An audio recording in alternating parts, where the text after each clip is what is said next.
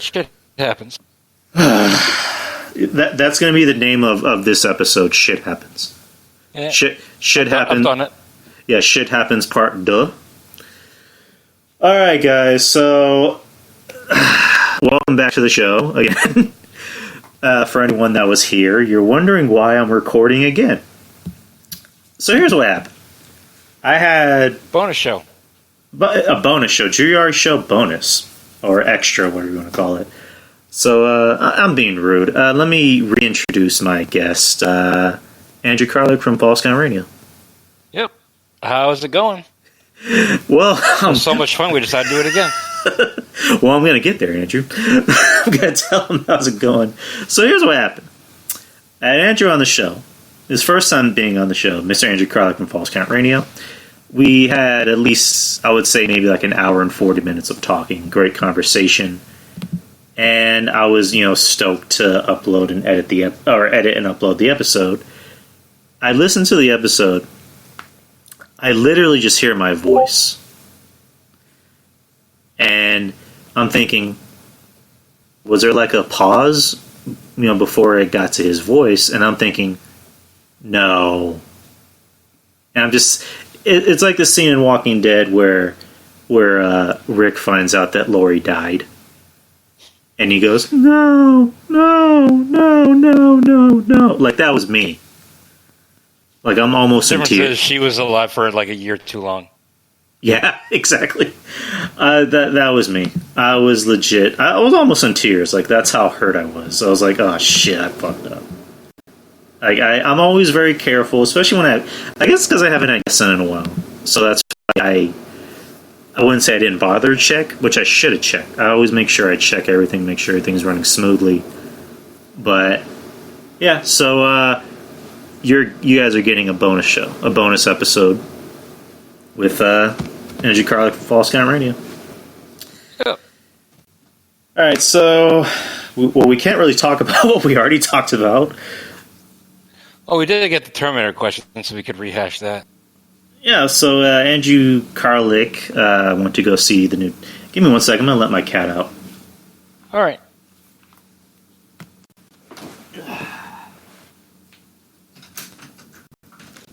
Okay. You want to go? You want to go, or you just want to stare at the door?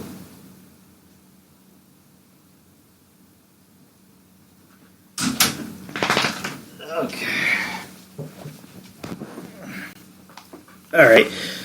So it was like I was saying... I got a dog with a broken foot. Yeah, I'm sorry to hear that, man. How did he break his foot? Running around like a fucking nutcase. Yeah, that usually does. A fucking nutcase, so it works out. Yeah, we have 2 dogs. We basically have a zoo here. We have 2 dogs and 9 cats. Wow.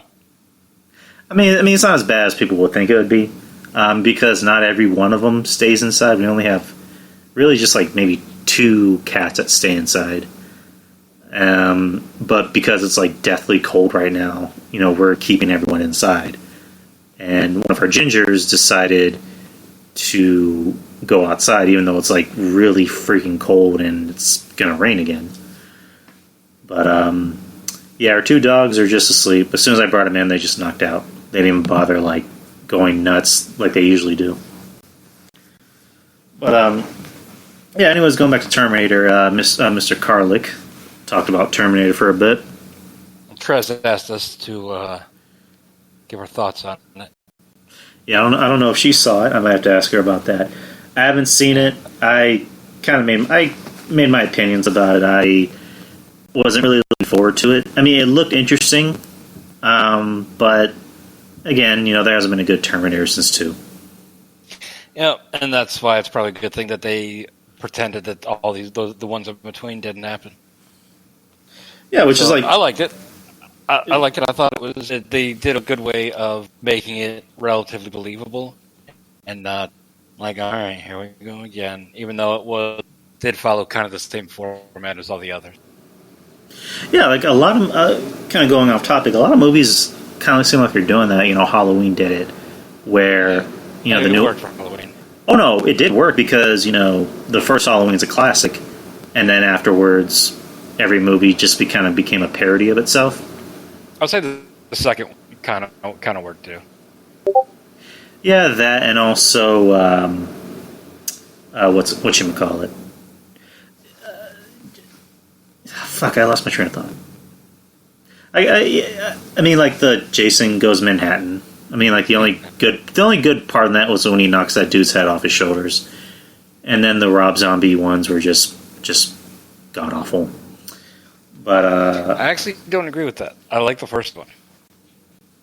I mean, my only problem was I just don't like Rob Zombie movies. I liked it because it actually went into a little bit more of a backstory, whereas in the original, as great as it was, it didn't really give you a whole lot of backstory.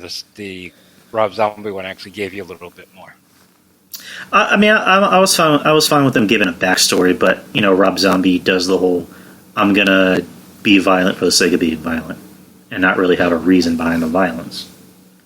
So, I mean, I thought it was interesting how Michael Myers, Michael Myers, he came from a broken home. You know, he had a mom that he only cared about her, but his stepdad was a piece of shit. His sister was kind of a slut. But they just decided to just make it into a big gore fest with really no story behind it. Like all movie sluts before his sister got killed. Yeah, I mean, at least they started with that. But the second one was very forgettable. Yeah, the second one. Well, and that's the story that I've heard about it was after the first one, the studio came and said, all right, it's time to make the second. And he's like, no, it's not ready. And they're like, tough shit, you're contractually obligated. And he literally made as shitty a movie as he possibly could. So he basically just sabotaged the movie. And mission accomplished. It's kind of like with Spider-Man 3, where and this is what I do. I like to equate things with Marvel, but with Spider-Man 3, that was supposed to come out like a year later than it was supposed to, and it was supposed to be what was his name? The director. Sam Raimi. Sam Raimi. There you go. He originally wanted a different story. He wanted to include, I think, the Vulture and a couple other and like one more character, but the studio had forced him to put in Venom. When he was like, "I'm not going to put Venom in because he's not a part of my story. He's not a part of the story I want to tell." So they literally forced him to put him in the movie, and also Tobey Maguire wanted more money. So, kind of like with Rob Zombie, I don't think Sam Raimi purposely half-assed it, but he had said it's hard to make a good story when you're not passionate about what you're trying to tell. Especially, too, because that kid from the 70s show left it simply to do that movie. Yeah, he was not a good choice for that film. Like, I didn't like him because he was basically the star of the show. I mean, Ashton Kutcher was the more recognizable face of the show, but Topher Grace was the star of the show. But he only lasted like 3 episodes more, so he was leaving anyways. Yeah, it makes sense. But the Rob Zombie ones are just... I personally wasn't a fan of them. I mean, with Rob Zombie movies, he's kind of like Adam Sandler. He casts all his friends in the movie, and they're not very good actors themselves. Like, he'll cast his wife as the leading role in any movie, and she's always like... She's just not a very good actress. She's a shitty actress. But to be fair, it's a horror movie. You don't expect good acting in a horror. Well, there's where my snobby, movie, buff comes out. I expect there to be some good acting. I guess it's because my standards are kind of high, especially with horror kind of being more mainstream nowadays. Because I was just listening to a podcast where somebody had said, James Wan has ruined haunted house movies, simply by making The Conjuring that good. Because he took jump scares but made them meaningful. And one of the women on the podcast she had an interesting way of describing jump scares. Jump scares can be good as long as they lead to something. As long as they have a meaning, and if it leads to something that's more satisfying in the movie, and not just something that you can already expect it. You know what I mean? Yeah, I get that. It's like, for example, The Nun. No, that was just bad. That was really bad. And the jump scares in there, you can I'm sitting through the theater. I'm going, okay, jump scare in 5, 4, 3, 2, 1. Rah! Like something just pops out of nowhere and just quote unquote scares people. With a movie like The Conjuring, the jump scares in there work because they led to something. So, as far as horror movies go, what's your favorite horror movie? Halloween. Still I like the Rob Zombie, but the original. The original Halloween. What was your opinion on the recent one, the sequel? I liked it a lot. I think it's the bullshit of the cult and Paul Rudd in there, and I like the fact that they forgot it, and I think it's believable that 40 years have passed, and here's Laurie still looking after shit and going a little crazy because of what she's been through, and then all of a sudden he shows right the fuck back up.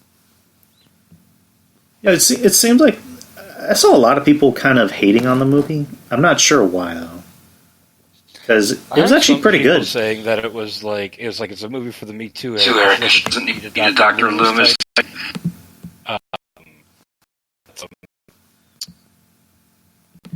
The Dr. Loomis type in this movie was like a kind of a dirtbag. Yeah, that was kind of unexpected. Because I think that part seemed like it was kind of forced. Instead of maybe building that character up for maybe the next movie, but you just decided to kind of push it in this movie, which I guess what I liked about this movie is that they didn't skim on the violence. And what I mean by that is it's not like the Rob Zombie one where it's like, I'm going to show you exactly how I cut this guy's head off and then drink his blood and yada yada yada. In this one, it's more like, I don't have to show you. I'm not going to show you how I do it. You just know that I did it. And with the whole Laurie character, she to go along with that she was ready. Like she built the panic room and all that kind of shit. Yeah, that I like how they did that character where in the past movies it just seemed like nothing was really bothering her about the first movie until they killed her off in H2O, which unpopular opinion. In Resurrection. Oh fuck! Oh yeah, H2O. She was like a teacher or a mom. She was a mom and she was a teacher.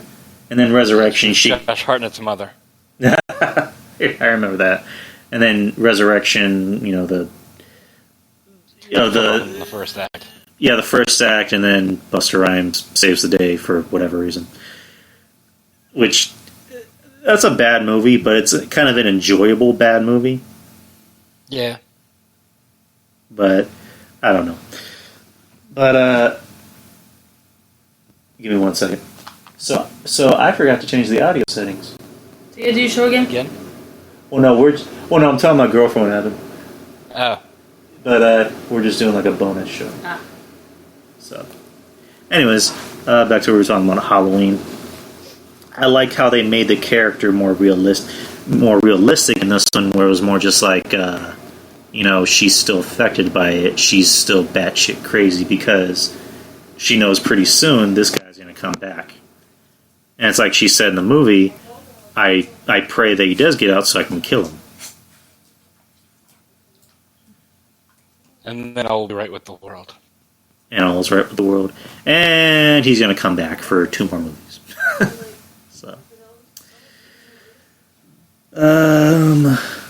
So was there anything in particular you wanted to go over?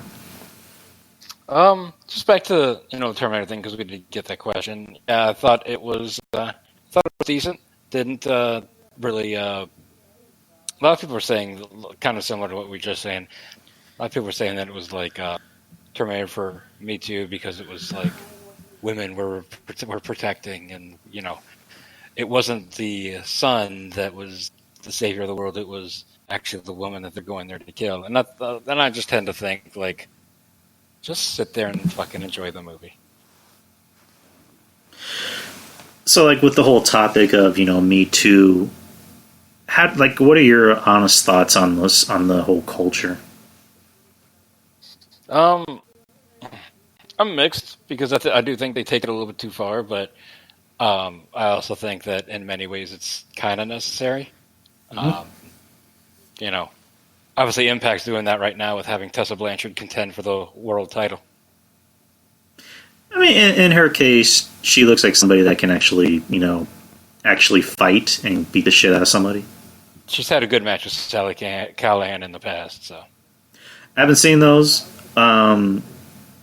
Again, that's why I really want. That's why I really wish I had access so I can watch Impact as it's happening. Because this looks interesting. Because it doesn't seem like something that's forced. It seems like something that Impact knows can work. Because Tessa Blanchard, she's got some thick ass legs and thick ass arms. She looks like she can fight with the guy. And also the whole notion of I guess I should maybe choose my words carefully. You shouldn't hit a woman. It's like you shouldn't hit a person in general. You shouldn't just go around hitting people in general. Only if provoked. You know what I mean? Right. But this is pro wrestling. You got to hit everybody. Yeah, you're right. But I haven't seen those matches yet. The Sami Callihan and Tessa Blanchard matches. So I'm gonna have to look them up on Daily Motion. I'm pretty sure Daily Motion has them.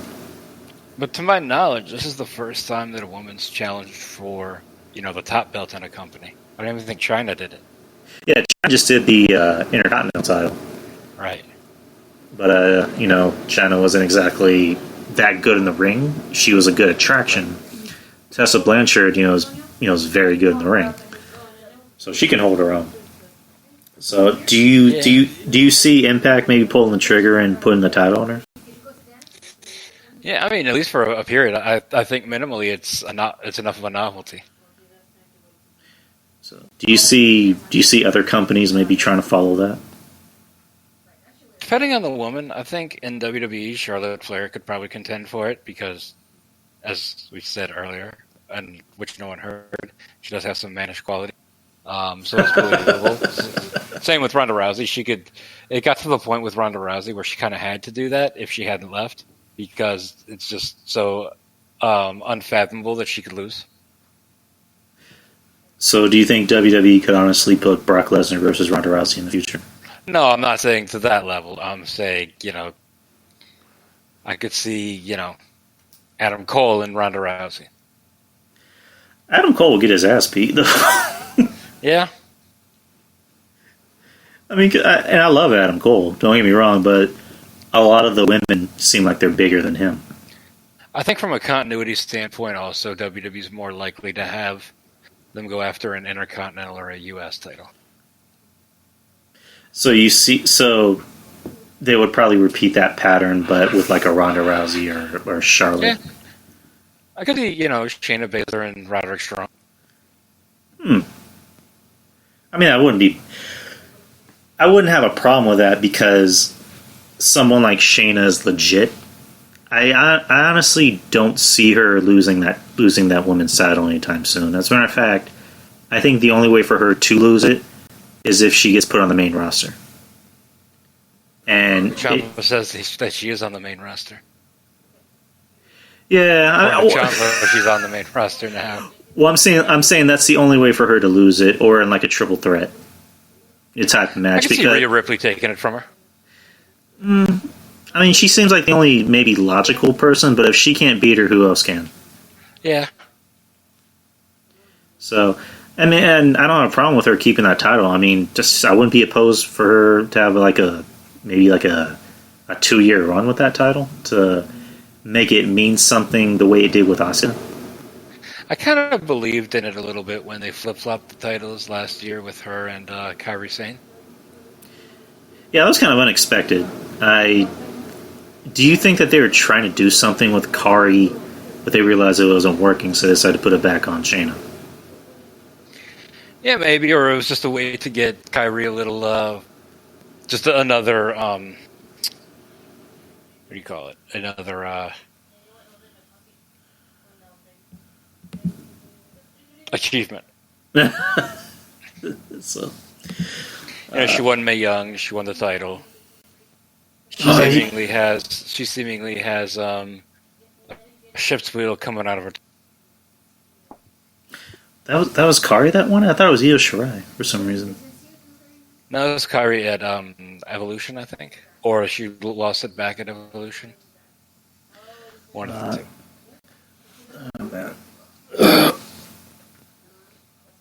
I mean, that'd be an interesting notion. Well, loving the Asuka Great Muta stuff, by the way, and I'm not a huge Asuka fan.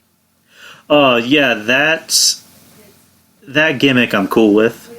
I think Kari Zane still needs a little bit more work. She kind of needs to. She still needs to find her heel character. Asuka is naturally a heel, so that works for her. Kari still needs to find it. The whole, wearing goth makeup and laughing and giggling thing. It doesn't work all the time. It doesn't make you this badass heel. She can find it though, because I like Kari. When I hear giggle, it reminds me of the episode of Seinfeld where Elaine was there and all the people at the nail salon were making fun of her. That's what the giggle sounds like. I mean, I guess I was too young for Seinfeld. I tried giving it a chance. I guess I didn't understand the humor at the time. I think if it were on now, I would appreciate it more because that's kind of my sense of humor, which, just the whole kind of dry, cynical, sarcastic sense of humor. Yeah, there used to be a Twitter page called Seinfeld Today, and it took if it were today, like what they would do, like George is on Tinder and shit like that. Yeah, I mean, but then again, I don't think the shows that we liked back in the day wouldn't work in this type of culture. Even Steve Carell even said, we couldn't bring The Office back in this type of culture. Even though, having worked in an office, every office I've ever been in, there was someone like every character on that show in there.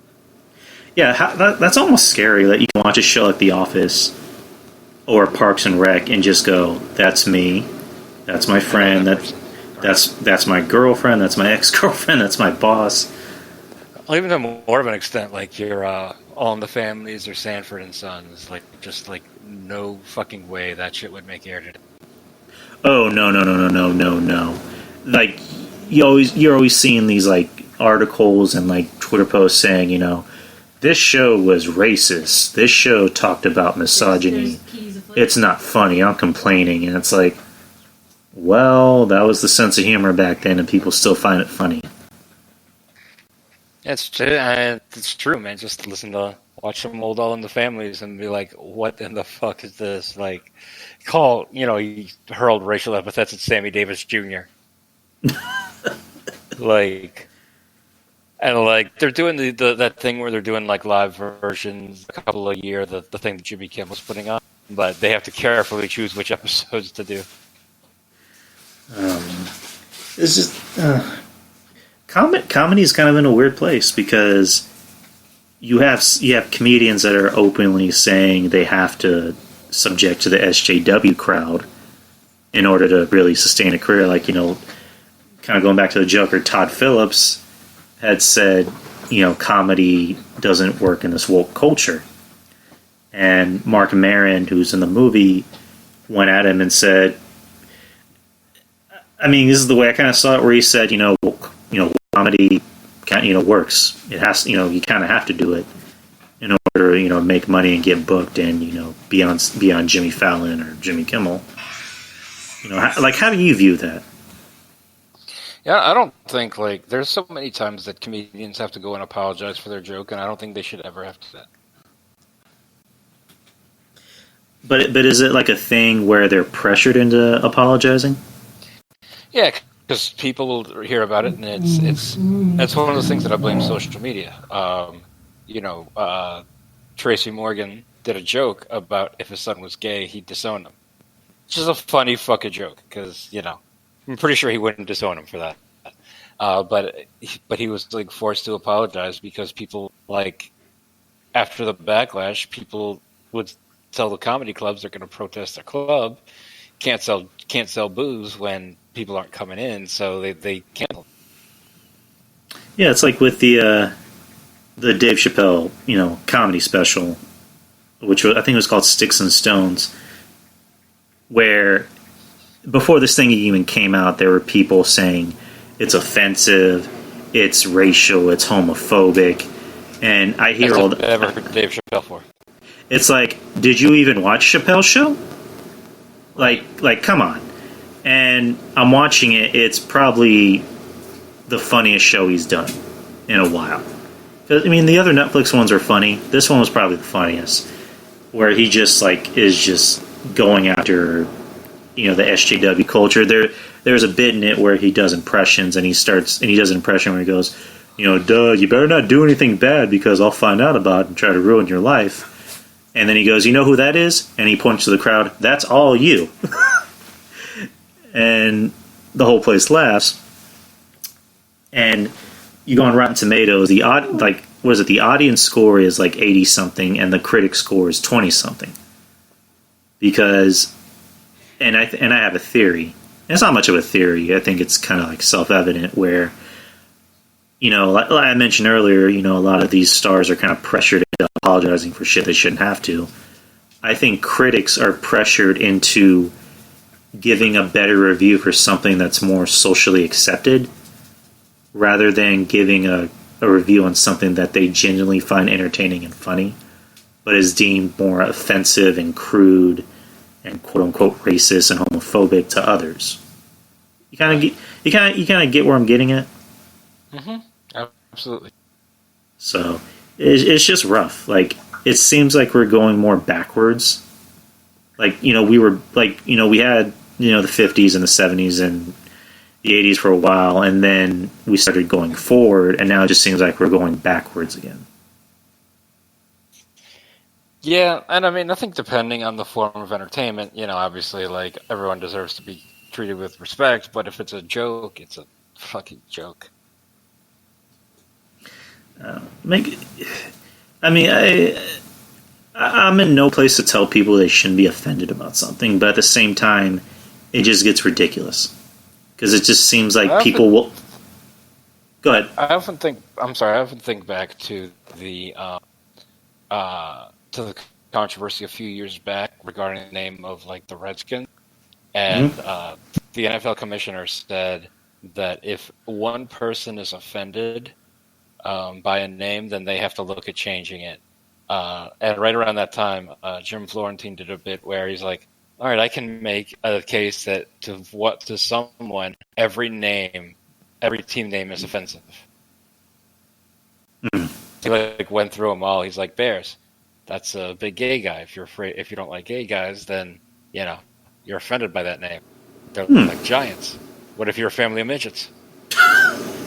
And he literally did, it was a stupid thing, but he's like, I can find one person that would be offended by every team name, which means we need to, by that rationale, we need to review every team name out there.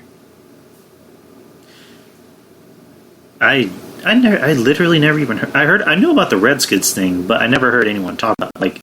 Like who'd you say talked about it? No. When the Redskins thing was going on, the NFL commissioner made a statement saying that if one person is offended by a team name, we need to look at changing the name. And so, that led to Jim Florentine doing that bit. Oh, okay, yeah, I didn't hear about him doing Jim Florentine. I never heard him say that.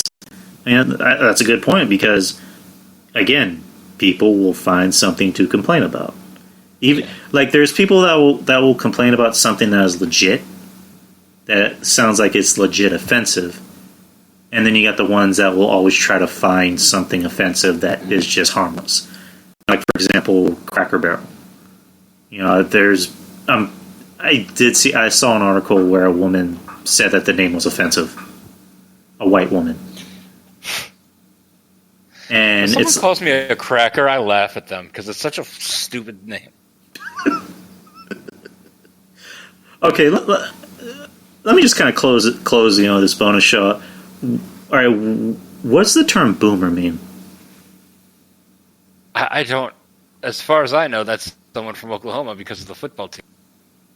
Yeah, because I'm seeing a lot of these memes where I guess it's like a way to refer to older white people from the 50s. I don't know, but apparently it's offensive. I literally never heard the term until now. Yeah, the whole boomer thing. Yeah, with Oklahoma, boomer Sooners, whatever you want to call it. But this whole boomer thing, again, this literally just came on my Facebook and Instagram feed and memes.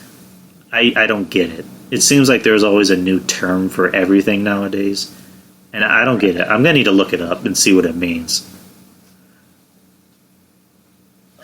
I didn't know what a stan was until recently, like a fake account for somebody. I refrain from using those words as much as I can. Yeah.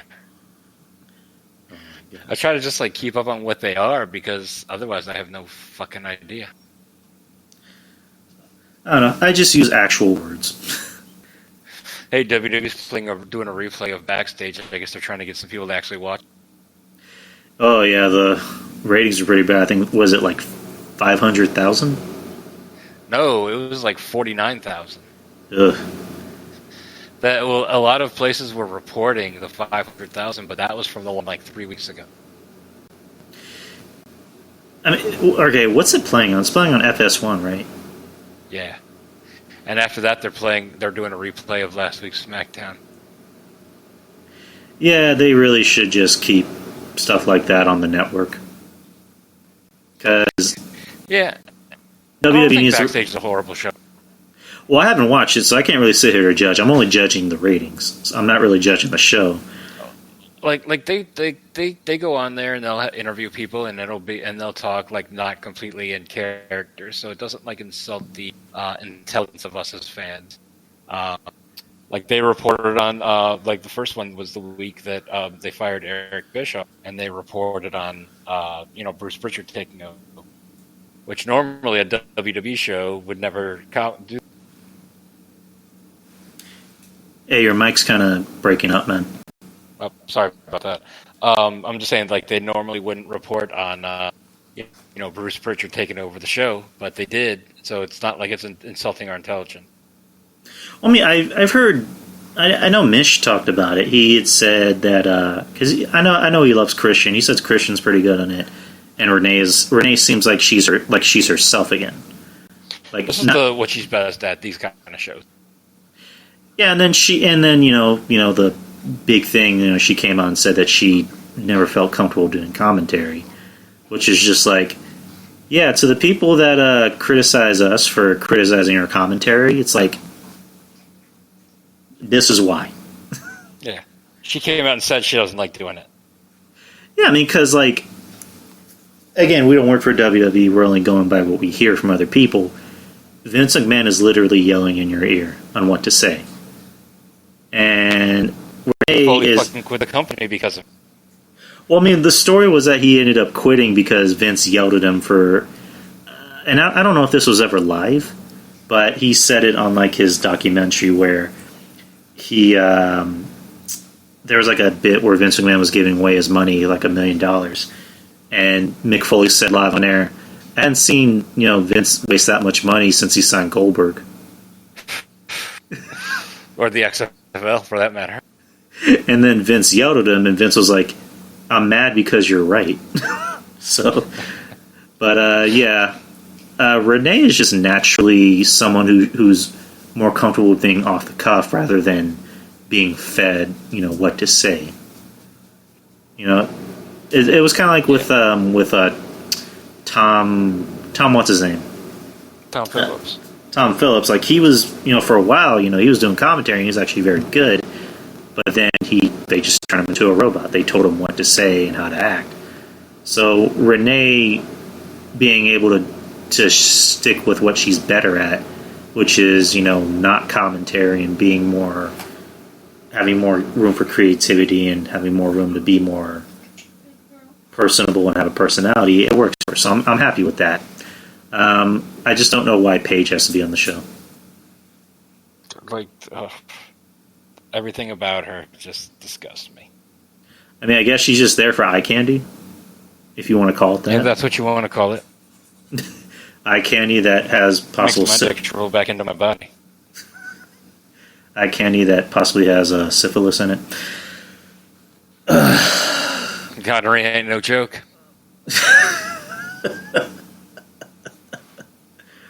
Oh man. But yeah, everyone else on the show is fine except for her. I don't know why they keep paying Sparod to be in the company. Yeah, She must have something on them. I mean, that's always a theory. Like, go ahead. It was a couple years ago. Like, I feel like she was trying to get fired because she got the 30-day suspension for failing a drug test, and 2 days after getting off it, she failed another drug test. Yeah, and then she was dating Alberto Del Rio, who turned out he was beating the shit out of her. Well, weren't they both beating the shit out of each other? Yeah, it came out more that he was doing it to her, so, you know. Yeah, and she just hasn't done herself any favors. Like, you know, she wants to try and play the sympathy card, you know, being like, oh, when those porno tapes came out, I couldn't go out in public, and somebody told me that I jerk off to your face and blah, blah, blah. It's like, can you just admit you did drugs? Do you think that Asuka Springer with the mist was a rib because she's obviously used to having strange liquids on her face?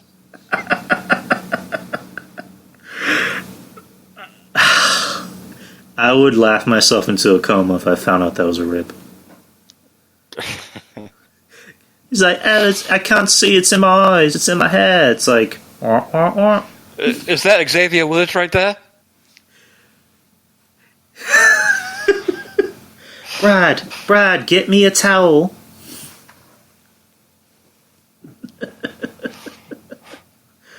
Oh, that's too funny. Brad, are you shooting on your phone? Oh no, I'm not. The red light's not totally on. That's just notification on the phone. Football game is on halftime, and I guess they're about to have John Cena. Oh, which game?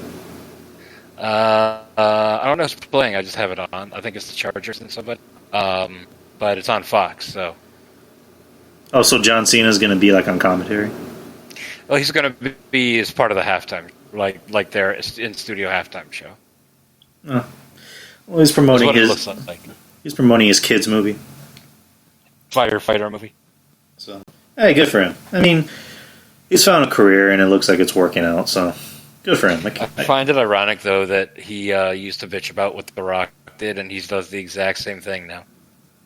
Well, I mean, it's kind of one of those things where when you're younger, you look at things a lot different, and then when you start to be giving more opportunities, you suddenly realize, okay, that makes sense. It's kind of like with, was it Edge? Edge told a story about, working with CM Punk where they were at a house show. It was Edge and I think John Morrison versus Jericho and CM Punk. And this is when CM Punk was doing the Straight Edge Society thing. Stop. And I had a sign during that time that CM Punk laughed at. Oh, what was the sign? I dig bald chicks. Nah. that's awesome. I was at one of the draft episodes from that time. Was right here, so we were like front row, right at the entranceway, like right in front of the ring step. Mm-hmm. So there was that. That was the one where the Hart Dynasty won the tag titles, and so Bret Hart was sitting there talking to us during that, which I stopped short of telling him that I was never anything close to a Bret Hart fan. You're just like upfront. You're very upfront about how honest you were with people. Well, I look at it like this. Let's tell Bret Hart, hey, you suck, which is not what I said, but I wouldn't have been averse to it. And he knocked me out. Okay. I have grounds for a lawsuit right there. All right. I'm protected. Okay, that makes sense. But I mean, I just tell people what I think. Like, I don't give a shit. What's the worst thing that can happen? That's just funny how honest you are. I mean, it's good that you're honest, but I mean, there shouldn't be a but. It's just one of those things that kind of makes me laugh. I'm like, yeah, he's very honest. It annoys some people. I know that. Oh no, it doesn't annoy me. I'm cool with it. It just makes me respect you more that you're that honest, and upfront. Well, aren't you sweet? Oh, I'm very sweet. You don't know how sweet I can be. But going back to the CM Punk story, they had a house show, and Edge and Jericho were watching a hockey game before the match, and they went out there, and CM Punk worked the whole match and never bothered to tag in Jericho. And when they got to the back, Jericho got in his face and said, "Why don't you tag me in? You know, there are people that paid money to see me and everyone else," and he kind of robbed him of that. And Jericho, not Jericho, Punk tells Jericho, "You know, you and Edge were being really unprofessional watching that hockey game instead of focusing on the match." And then Edge pulled him aside and going, "Listen, I understand where you're coming from, but you're barking up the wrong tree, dude." And then years later, Punk is tweeting, you know, watching the World Cup, you know, no, not the World Cup, the Stanley Cup. Yeah, the Stanley Cup while there's a pay-per-view going on, and then Edge just goes, "That's what I thought." But the Blackhawks were playing in that cup final, so it's okay. Oh yeah, but that's what it's kind of like with Cena. I was kind of like that with The Rock once, where I was like, I wish he would come back instead of focusing more on movies, and then I realized, so on one option you have getting paid to, you know, slam your body and your head on a mat and possibly get hurt. And then on one option, you get paid more money to do less. So, you know, as I got older, I realized I get it. And I'm pretty sure that's what John Cena was like. You know, he loves the business so much, and he still loves it. But now he realizes, okay, now I have a post-career after wrestling. Whereas a lot of guys, you know, they're in it for the long haul, and they can't get out of it. Right. You know, Cena was able to make it out of wrestling, and in his case, you know, he just happened to be one of the biggest stars in the business, and he's very charismatic, he has a good look, and he's not a terrible actor. So if he wasn't, he wouldn't have gotten the opportunity to do acting. Yeah, very true. That's true. That's very true. I mean, a lot of the top guys were given that opportunity because they were top guys, like The Rock, like Edge, and now CM Punk and John Cena. Hey, I'm scrolling through my Twitter feed, and people are telling me that Cody's promo yesterday put them in tears. Mostly women. I'm not saying that as a positive or a negative, just fact. I don't know. I mean, what else can we say about that promo that we didn't already say? Yeah, but nobody heard it. Basically, in a nutshell, we talked about the Cody promo, which you will never hear because it was my mistake. We agreed on the promo that anyone else could have said it that had more charisma, you know, like a Rock or a Stone Cold or a Daniel Bryan or hell, even Edge or Christian. They could have given that promo, and it wouldn't have really. I wouldn't say it wouldn't mean anything. It just would have been, hey, it's a really good promo. Epic if it were someone with charisma. Yeah, it's like, oh, that's a really good promo. With Cody, it works because Cody's not known for being. Cody's not his dad. He will never be his dad. He wants to be. I mean, he should have just said that he's wined and dined with kings and queens. Like, that's just what he should have done. Just do dusty shit. And people would have ate that shit up.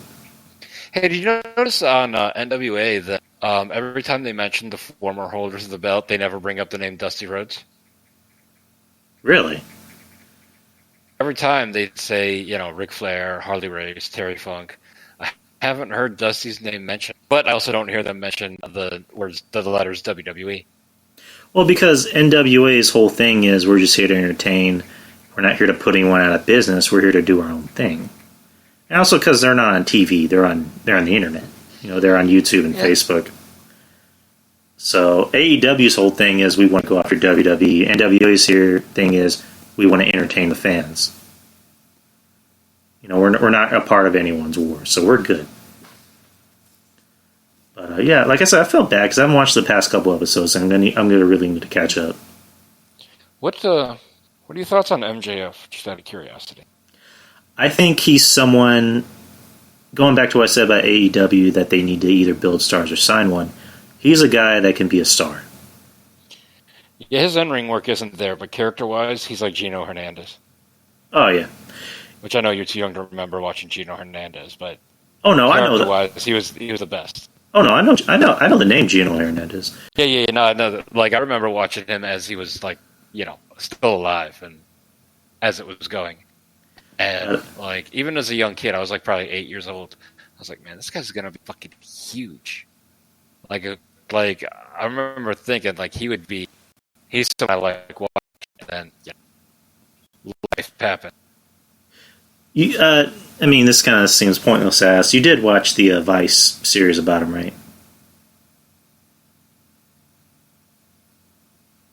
Hello? Hello? I think we lost Andrew. No, there we go. I lost Okay. it for a minute. Okay. You did watch the Vice series about Gino, right? Yeah. What'd you think? It was a lot of stuff I didn't know, and it's really depressing. And it's one of those things that Gino Hernandez could have been the biggest thing ever. In fact, I don't know if you ever saw it, but there were old interviews with Gary Hart that he said, I have pictures in my house of every guy that I ever worked with, and I can't put a picture of Gino up. It's too painful. I mean, I can imagine that. I watched that. I watched all the episodes actually, and I went in with an open mind because again I'm young, so I wasn't alive to see a lot of these guys work, like the Von Erichs and Gino, and the Gino one I thought was. I mean, it's kind of weird to say it's the best one because it's a very depressing story, but it's a better story because we've heard a million times about the Montreal job. I mean, we're kind of familiar with Miss Elizabeth and her past with Randy. Not to the extent that we saw in that show, though. Yeah, I mean, there was kind of more facts, but I think the Gino one was more interesting. The Von Erich story really got me because it's so it's that family is nothing but tragedy, and I tend to be an emotional, but things I see on TV don't typically get me there. And I'll tell you, Kevin Von Erich said a statement once, and that's the one thing that gets me there. And in fact, as I repeat it, my voice might crack you. He said he was doing an interview with somebody about, man, this life was so terrible. And he said, what are you talking about? I've had a great life. And they asked him, how can you say that? All the tragedy you've had to go through. And he said, you know what? I might not have got to have him for as long as I wanted him, but I still got to have him for as long as I did. Wow. And if anyone has the quote unquote right to be just an angry fuck and be mad at the world, it's Kevin Von Erich, and he's not. And I think in that case, he's on he can be like a role model for people. Things could be worse. You could have I hate to say it like this because he doesn't look at it this way. You could have this guy's life. Every day he wakes up and he's like, all my fucking brothers killed themselves. I mean, yeah, you're very right because I know people like him. I know people who, had a lot of tragedy. I mean, I knew a friend who literally lost every one of her brothers and sisters, and I just always wondered how are you able to just wake up every morning and just smile, or just not even smile, but just how can you just wake up every morning? You can't go through life as you do, be a hermit. I mean, because you can either be strong or you can just feel sorry for yourself about it. For Carrie, or was it Carrie or Kevin? It was Kevin, right? Kevin's the one that's still alive, yeah. Yeah, Kevin, he could walk around every day and just say, fuck the world and fuck everybody else. I'm going to drink myself to death. Having said that, he did move out of Texas and move to Hawaii. I mean, yeah, which is probably the best place to be more in Zen. He realizes I have 2 kids I got to be there for and they need me. And they're doing his boys are doing really well in MLW too, which I've been trying to catch up on actually. But the newest season for Vice is coming up. Supposedly they're going to talk about the Benoit thing. Yeah. And I forgot what else they mentioned. Which I say it as a joke, but I'm not 100% convinced that Benoit did all. I mean that's up for discussion. I mean there's someone that tried to start a rumor that maybe there's a hit on him and they made it look accidental. I remember Billy Jack Haynes did a shoot interview where he said Vince McMahon did it. Yeah, I don't know about all that, That's definitely not true. but I mean, I guess But yeah, like those. I think the go-to conspiracy theory is the Kevin Sullivan thing, and that's why. And obviously, I don't think it's going to get to that. But I don't like this Lana Rusev storyline right now because life imitated art before, and the Nancy Benoit Sullivan love triangle thing. Like I don't want to see that happen again because it was just ugly. And if I were, and also I've been married for 16 years, so like I have that kind of thing in my head too. Like I would fucking hate something like that to happen to me. And they're playing it out on TV. well, I mean, I don't know if it would work. I don't know if that would happen today because the story with the Kevin Sullivan thing was that he actually literally told Nancy, "I want you to go hang out with him. I want you guys to sleep in the same bed and hold hands and kiss." Yeah. Whereas this one, it's the company telling Lana to do that with Lashley. And they did this, and they do this before with Dolph Ziggler. So I don't see that happening. I understand where you're coming. They were so angry with that storyline that they decided to just go on TMZ and tell everyone they got married, so they could kill the storyline. I just don't get with Rusev. It's like the worst thing he ever did in the company was marry a hot chick. Yeah. The other thing was. Triple H and Stephanie, life imitating up. Which, while this didn't end up in tragedy, I don't know. I think it broke Chyna's heart, and that definitely led to her downfall and eventual death. Well, I mean, from what I heard, there were the drugs, of course, but I think if it weren't for that situation, the drugs wouldn't have played in. Well, from what I heard, that was she was already kind of going down that path even before that happened. That's what I heard. Yeah. She used to go on Stern, and she used to bitch about it all the time. Because I know X-Pac told a story when Triple H first found out that they got together. He left him a voice message pretty much just saying, "Yeah, you're going to find out firsthand what this shit's about." And it did. They fought on Opie and Anthony. Yeah, I remember that. I think it was that show, because I think Pac called in and called her out on her bullshit because she was saying that, Triple H beat her up and that he raped her, and that X-Pac actually called in saying, "You told me that never happened. And none of that shit's true." Then a week later, X-Pac was on, and she called in and yelled at him. I mean, obviously, I don't want to speak ill of the dead, but it's just like I tend to side more with X-Pac. I mean, because she just wasn't all there. Yeah. But I tell you, man, I was at that Hall of Fame this year where she was part of the induction, and those people went fucking nuts. Do you ever see them actually putting her in by herself? I don't know that she accomplished it. I would say I don't know if she accomplished enough, but Coco Beware's in the Hall of Fame, so all bets are off. I mean, she did accomplish, some. Yeah. She was one of the first, big, female acts in the company. She was Intercontinental Champion, Royal Rumble. So, I mean, this whole thing about, I don't want my kid looking in Google and typing in China's name and then seeing what she did. I don't. That's tired because Sonny's in the Hall of Fame, and then you got Scott Hall in the Hall of Fame, and he killed a guy. So. That's a lame argument. At this Hall of Fame this past year, there were these two chicks in front of us who, they must have just been there for Stacy Keibler, Tori Wilson, which Stacy Keibler inducted her, because they were there, standing up, applauding, all that stuff. And then Hulk Hogan came out, and they got up and walked away, and I never saw him again. Yeah, I mean, again with Hogan. I'm not going to tell people not to get offended, but again, going back to what I said, Scott Hall actually killed a guy, and there's people that still want Benoit in the Hall of Fame. Yeah, I'm one of them. I think you have to take the personal thing out of it. Yeah, but the only way you can do that is to take that thing from Men in Black and erase everyone's mind about Benoit. That's the only way you can do it, but.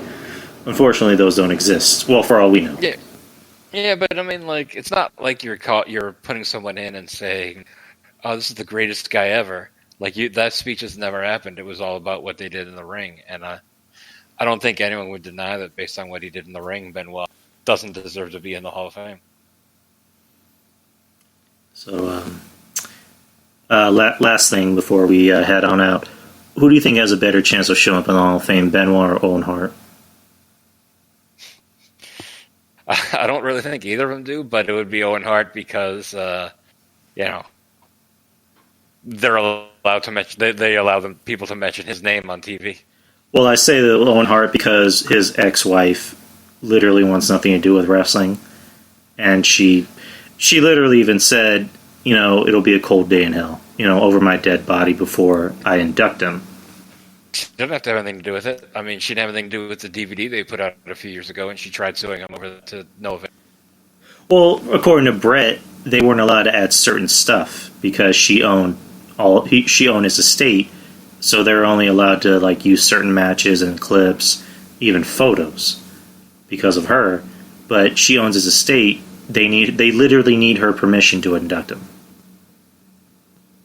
Why would that be? If they can make this video, they can leave out those videos and shit like that. Like that part of it doesn't make any sense.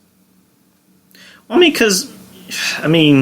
guess I can and can blame her because, that was her husband and they forced him to do a really stupid stunt that, cost him his life. But at the end of the day, she just, I don't know. I can't speak for her. I don't want to say, hey, do what's best for the company. You're kind of robbing the fans of, really, old and new, being able to see Owen's work. Yeah, so, I've never gotten the whole Owen Hart thing. I say, as annoyed with her as I am now, I say Natalya is the best Hart that there's ever been. Natalya or Davey, those are the two. That's a bold statement.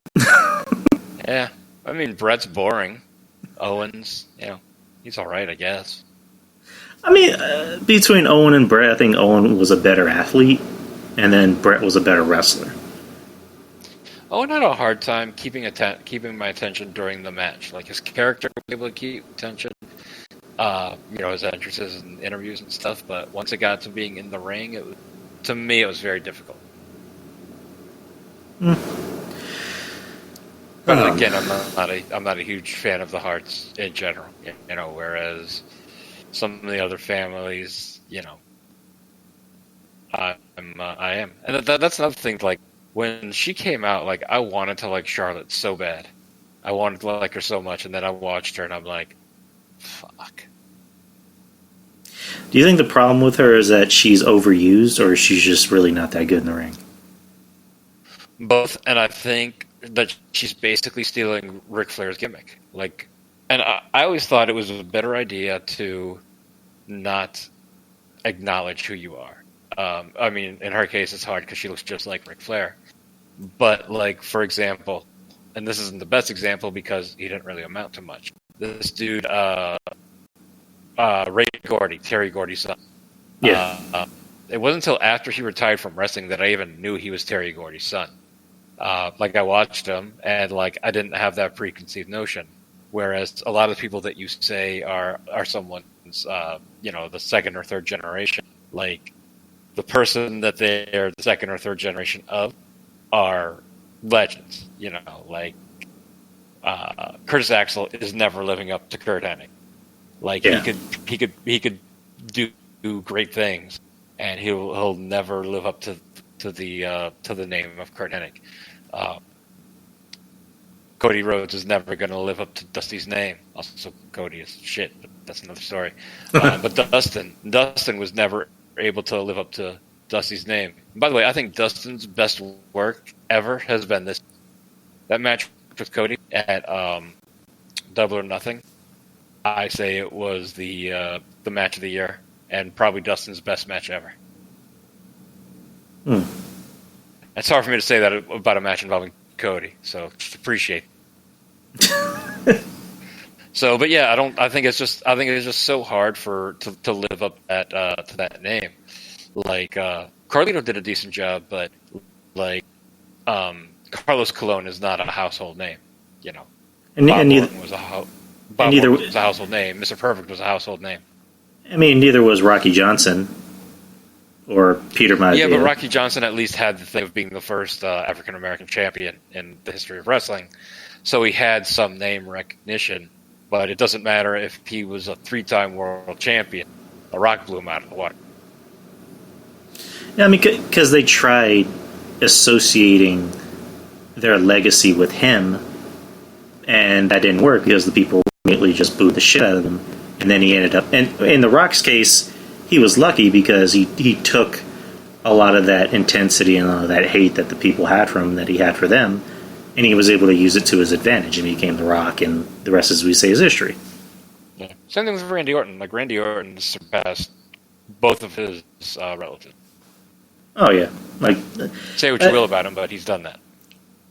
Yeah, I mean, I give credit to where credit's due. Even if I'm not a fan of someone, I'll give them credit. Anyways, man, I'm going to head out. I'm going to edit and upload this show. All right. I really appreciate you for coming back on and talking for a bit. There's nothing I would like to do than just shoot this shit for 3.5 hours on Thursday night. Yeah, I mean, technically we did go close to 3 hours. It's just that people won't hear the first hour and a half. Yeah, man, I appreciate you for being on the show, and thank you for coming back. Yeah, anytime. All right, man, take care, dude. All right, talk to you later. All right. All right, so doing shout-outs again. Shout-out to False Count Radio with Andrew Carlick. His show is every Sunday, I believe. What he just told me. And then Wrestling Soup. Go to their Patreon for just $5. DTKC. Again, go to the Patreon for $5. Sexist Podcast Massacre. Who else? Wrestling Court with Julian and Rob. And I'm forgetting names. Oh, Ruben Prime. Listen to his podcast. He's going to be on the show next week. So by next week, there won't be any errors. I'll make sure everything's up to speed, so you guys will actually hear the show on time. But yeah, anyways, guys, thank you for the listens. Thank you for the downloads. Again, my apologies for messing up the first half. That's on me. So, anyways, guys, take care. Have a good night. Stay warm, and I'll see you guys next Thursday. Peace.